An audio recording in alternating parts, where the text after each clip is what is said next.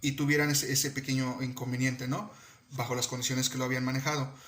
Uno de los máximos exponentes de este ajedrez en lo que fue la conquista árabe fueron Had Adli, Al-Razi y Az-Suli. Ellos fueron unos grandes ajedrecistas dentro de estos periodos, pero no solamente eran grandes ajedrecistas, sino que ellos utilizaban el ajedrez como un método de relajación y de pensamiento liberal, en el cual ellos podían también, se dedicaron o eran unas personas muy importantes en las artes y en las ciencias de esta cultura árabe en aquellos entonces de sus conquistas. Como bien mencionaba, los árabes llevaron este deporte a lo más profundo de Europa.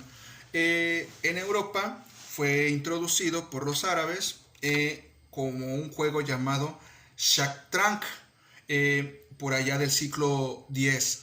El juego también, igual que cuando empezó con los árabes, cuando llega a Europa, por parte del clero había una pequeña oposición. ¿Por qué? Porque pensaban que el juego era utilizado con fines de rebelión y de conquista.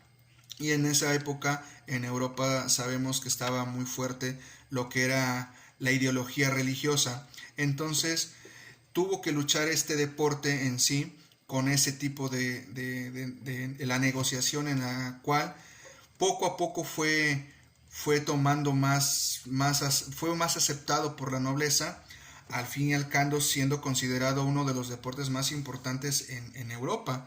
E incluso, como lo mencionaba hace ratito, fue considerado como entretenimiento para caballeros, soldados, las famosas cruzadas, y los ministriles, que eran los que se encargaban de las estrategias militares. Entonces ellos utilizaban el ajedrez como una forma de entretenimiento, y no solamente de entretenimiento, sino que también eran con los fines de conquista, ¿no? Con fines de estrategias militares.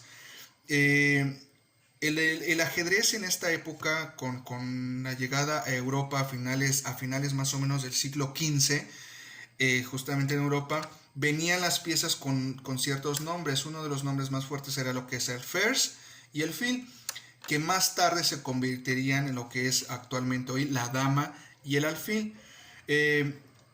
Para hablar de lo que fue uno de los creadores, ya hablando del ajedrez moderno, uno de los creadores importantes del ajedrez, fue uno de los primeros analistas del juego, fue un español llamado Ruy López Segura, por allá del siglo XVI, quien en 1561 describió las reglas que se usan, que aún se usan todavía, ¿no? El primer reglamento que fue publicado por Francois Philidor, que publicó en 1749 en diferentes idiomas y lenguajes, y eso, el reglamento, y eso ayudó que se expandiera y su distribución fuera mucho mejor, ¿no? Porque lo imprimió y lo hizo de diferentes idiomas a modo de que se expandiera estas obras literarias.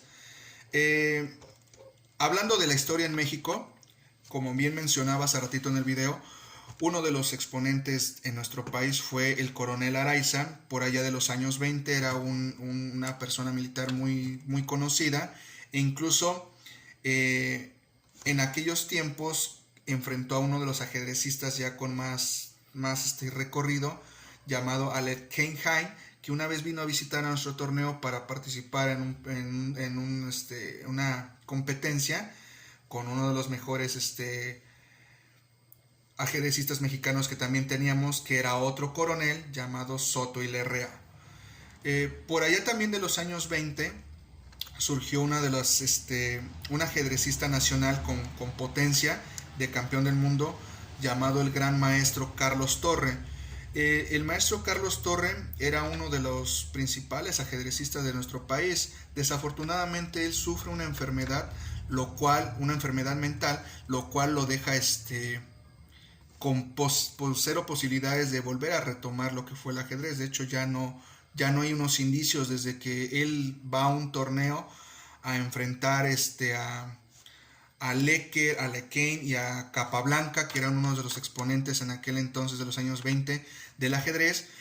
Regresa a Yucatán y después del diagnóstico de su enfermedad, él deja y abandona el mundo del ajedrez, dejando sumergido a nuestro país muchos años sin ningún otro posible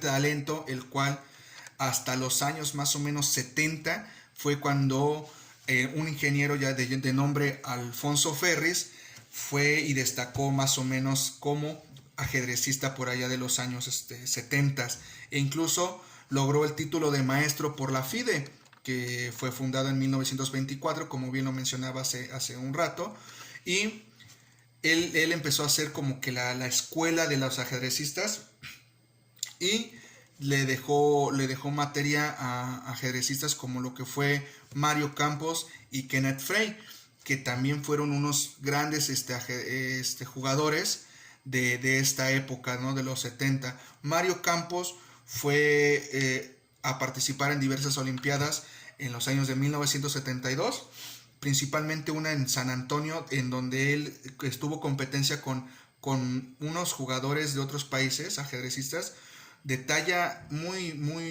internacional y muy importantes, como lo que fue Larsen, Petrosain, Jiglorik, Keres, Hort y Karpov. Otro de los ajedrecistas que también podemos mencionar de la época o contemporáneo de Mario Campos fue Kenneth Frey. Él también fue un maestro y ajedrecista profesional. Sin embargo, su retiro por allá del año del 2004, todavía él estuvo participando con alguno de las con alguno como capitán del representante de México en aquel entonces. Hay otros jugadores de talla muy importantes ya en nuestro país. Cabe mencionar a Armando Acevedo, está Jorge Aldrete, que fueron y formaron parte de un equipo olímpico. Hoy en día tenemos sangre nueva, como lo que es Juan Carlos González, originario de Cuba, pero decidió afiancarse aquí en México y se hizo un maestro igual registrado por el FIBE, en el cual también dejó escuela a José González en el Distrito Federal, que es otro gran ajedrecista que tiene su título de maestro y actualmente vive en Barcelona. Uno de los últimos actualmente de los ajedrecistas más importantes dentro de nuestro país es Manuel León Hoyos, que desde la edad de 10 años, él logró el título de maestro del FIDE y hasta actualmente ha sido uno de los máximos precursores de este deporte, principalmente aquí en nuestro país, ¿no? Bueno, hablar del ajedrez. El ajedrez es un deporte en el cual se juegan con dos personas. El juego consiste en un tablero, como el que ahorita les voy a mostrar a continuación, y les explicaré cómo es que se juega.